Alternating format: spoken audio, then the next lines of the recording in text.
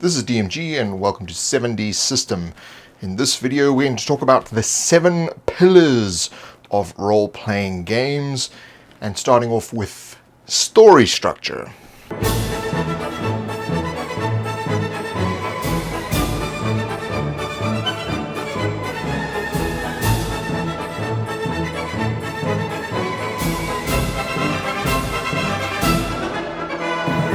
Prior to the release of Dungeons & Dragons 5th edition, Wizards of the Coast started to talk about the 3 pillars of role-playing games, and there's a lot of talk about whether this is the case and all these sort of things, and I propose that there are 7, of which you don't need to have all of them, you just need to have some of them.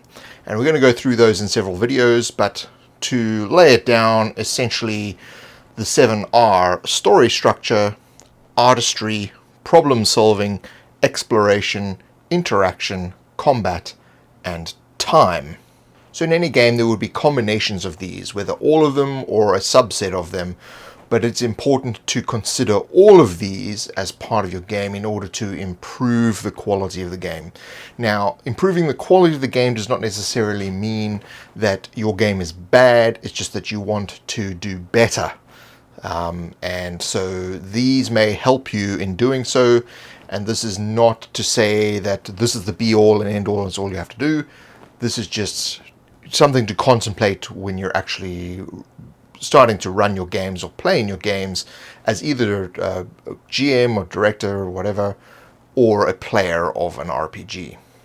At number 1, I put story structure. Now, this is probably the most important thing, and for some reason always gets left out.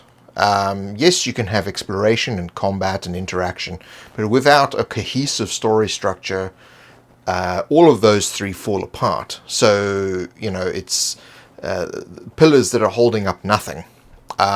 So, very important story structure. So that's why there's an entire video series on my channel about story structure, and a considerable section of the Core Mechanics Guide for 7D System actually covers narrative structure and story structure in the game and how you would use it. So you can use that in 7D System, or you can use it in other RPGs. It's written in a way that allows you to actually explore that in any kind of RPG.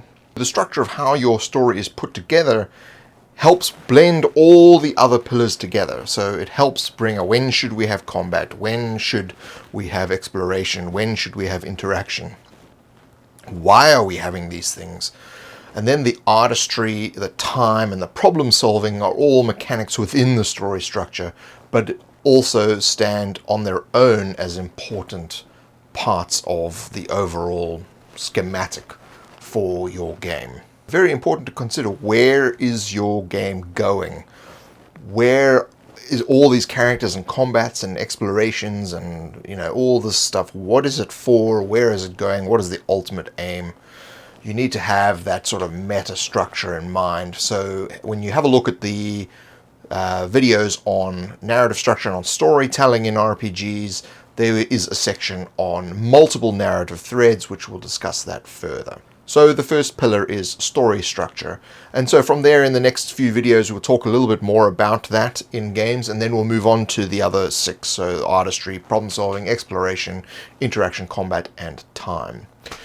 So if you like these videos, consider supporting me on Patreon. You can also check me out on Facebook and Twitter, and click the like button. I'll see you next time. Sayonara.